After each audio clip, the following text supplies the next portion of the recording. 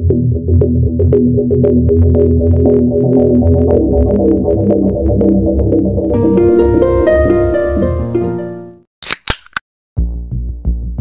everyone, welcome back to channel Weekly Crime Stories yang akan membahas kisah-kisah kriminal nyata yang penuh misteri.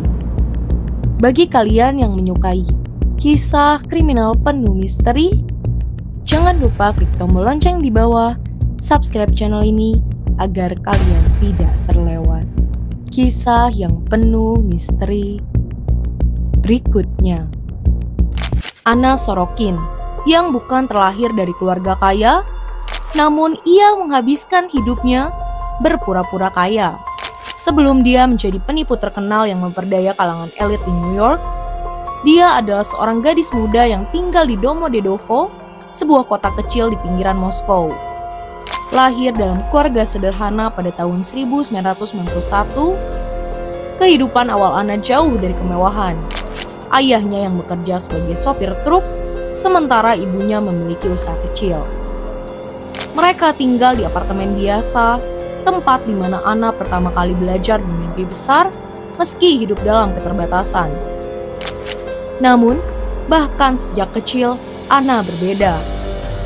Dia selalu menginginkan lebih dan lebih banyak perhatian, lebih banyak kemewahan, dan lebih banyak kekuasaan. Dia merasa terjebak di kota kecilnya dan orang-orang terdekatnya memperhatikan obsesinya yang semakin besar dengan dunia mode, kekayaan, dan kehidupan glamor orang kaya. Pada saat keluarganya pindah ke Jerman pada tahun 2007, Anna sudah mulai merancang masa depannya. Masa remaja Anna di Jerman dihabiskan di Esqueler, sebuah kota yang tenang di mana keluarganya berharap bisa mendapatkan kehidupan yang lebih baik. Namun, Anna tidak tertarik untuk berbaur. Dia melihat kepindahan ini sebagai tiket keluar dari kehidupan yang membosankan, sebuah langkah awal menuju kehidupan yang dirasa ditakdirkan untuknya. Dia bersekolah di SMA, tetapi teman-temannya mengingatnya sebagai orang yang pendiam dan tertutup.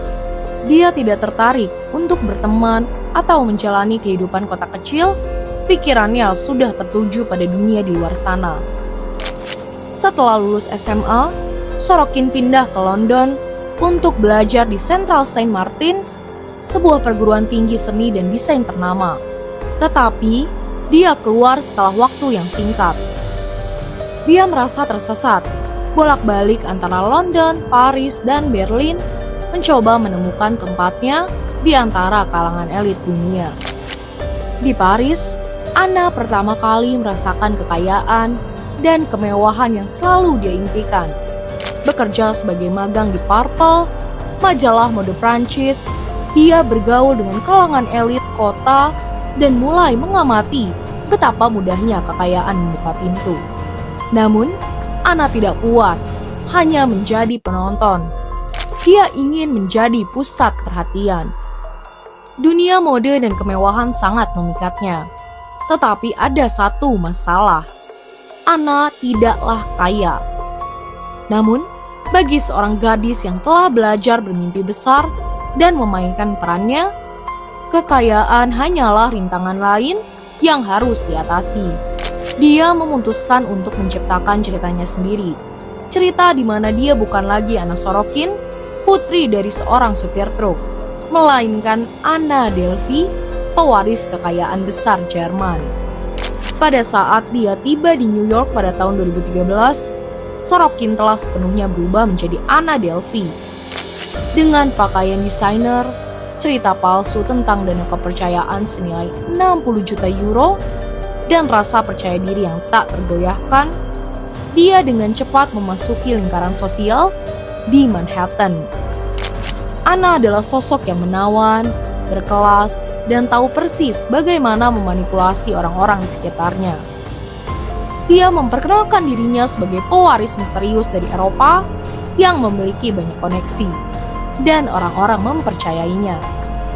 Ambisinya yang tidak terbatas, dia tinggal di hotel bintang 5, makan di restoran eksklusif, dan berjanji memberikan tip besar kepada staf.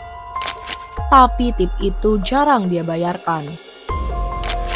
Namun, Yang paling membuat orang-orang di sekitarnya terkesan adalah visinya yang besar. Dengan membuat Yayasan Anna Delvey, dia bicara tentang membangun klub seni kelas atas, tempat para elit dunia berkumpul dan berbagi ide. Investor pun banyak yang tertarik, bank pun menawarkan pinjaman. Semua orang pun ingin menjadi bagian dari mimpinya. Namun, di balik kedok itu, kehidupan Anna adalah bom waktu yang terus berdetak. Uang yang dia habiskan bukan miliknya itu berasal dari dana pinjaman, transfer pelat palsu, dan orang-orang yang dia bujuk untuk membayar tagihannya. Dan semakin banyak uang yang dia habiskan, semakin rumit kebohongannya. Pada tahun 2017, kebohongan Anna mulai terbongkar. Penipuan mulai terurai, dan orang-orang yang dia hutangi uang mulai kehilangan kesabaran. Tagihan hotel yang tidak dibayar, janji palsu, dan identitas palsu akhirnya menghantui dirinya. Pada 31 Juli 2017, Sorokin ditangkap atas beberapa tuduhan pencurian besar-besaran dan penipuan. Kehidupan glamornya pun berakhir, dan dia mendapati dirinya di penjara di Rikers Island menunggu persidangan. Disinilah sosok Anna Sorokin yang sebenarnya mulai terlihat. Kedok pewaris kaya itu runtuh, memperlihatkan seorang wanita yang sepanjang hidupnya memanipulasi dan menipu orang lain untuk mendapatkan apa yang dia inginkan. Di Rikers, Sorokin terus berseteru dengan orang-orang di sekitarnya. Dia mendapatkan 13 pelanggaran karena berkelahi, tidak mematuhi aturan, dan menolak mengikuti aturan. Bahkan di penjara, Anna pun menolak untuk melepaskan kendali yang sangat dia dambakan. Persidangan yang dihadapi Anna kemudian mengejutkan dunia. Kehidupan glamornya diungkapkan, dan rincian penipuan yang dia lakukan membuat publik terpesona. Karena bagaimana dia bisa menipu begitu banyak orang, dan bagaimana pula dia bisa sejauh itu tanpa ada yang mempertanyakan ceritanya. Namun, bagi Anna, persidangan itu hanyalah panggung lain. Dia mengenakan pakaian desainer yang dipilih dengan hati-hati oleh seorang penata gaya dan mencoba memanipulasi juri seperti yang telah dia lakukan dengan elit di New York. Meskipun demikian, pada Mei 2019, Sorokin dinyatakan bersalah atas beberapa tuduhan, termasuk pencurian besar-besaran dan penipuan. Dia pun dijatuhi hukuman 4 hingga 12 tahun penjara dan mulai menjalani hukumannya di Lembaga Permasyarakatan Wanita Bedford Hills. Sekali lagi, Anna mencoba menyesuaikan diri. Dia menjalin hubungan dengan staf penjara, membuat aliansi dengan sesama narapidana, dan mulai merencanakan langkah berikutnya. Sorokin memang selalu licik, selalu mencari peluang baru untuk menemukan kembali dirinya. Ketika dia dipindahkan ke Lembaga Pemasyarakatan Albion, dia menggunakan waktu untuk merenung, namun tidak untuk bertaubat. Pada Februari 2021, setelah menjalani sebagian dari hukumannya, Sorokin dibebaskan bersyarat. Namun, kebebasan bagi Anna bukan sekedar keluar dari penjara. Itu adalah kesempatan untuk merebut kembali citranya. Dia segera menginap di Hotel Nomad, tempat yang melambangkan kehidupan yang pernah dijalani. Sebuah kru kamera dari Jerman mengikuti setiap gerakannya, mendokumentasikan kembalinya dia ke masyarakat. Anna tidak puas tenggelam dalam ketidakjelasan. Dia ingin menjadi terkenal apapun harganya. Namun, kebebasannya tidak bertahan lama. Hanya 6 minggu kemudian, pada Maret 2021, Sorokin ditangkap oleh imigrasi dan bea cukai Amerika Serikat, ICE, karena melebihi masa tinggal visanya. Dia melawan deportasi ke Jerman, mengklaim bahwa New York adalah rumah sejatinya. Pertarungan hukumnya dengan ICE berlangsung berbulan-bulan, dan bahkan dalam penahanan, Sorokin terus memanipulasi situasinya. Saat ditahan oleh ICE, Sorokin dinyatakan positif COVID-19. Dia menggunakan momen ini untuk bergabung dalam gugatan class action yang diajukan oleh American Civil Liberty Union, mengklaim bahwa ICE telah menolak permintaannya untuk suntikan penguat vaksin. Meski dunianya semakin kecil, Anna terus berjuang untuk mendapatkan perhatian dan kendali.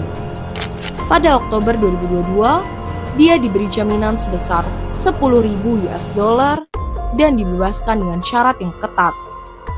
Terbatas di sebuah apartemen kecil di East Village, Manhattan, Sorokin ditempatkan dalam tahanan rumah 24 jam dengan pengawasan elektronik dan dilarang menggunakan media sosial. Namun bagi Anna Sorokin, akhir dari satu bab hanyalah awal dari bab lain. Apakah dia akan menemukan kembali dirinya? Atau menemukan cara baru untuk memanipulasi orang-orang di sekitarnya? Hanya waktu yang bisa menjawab.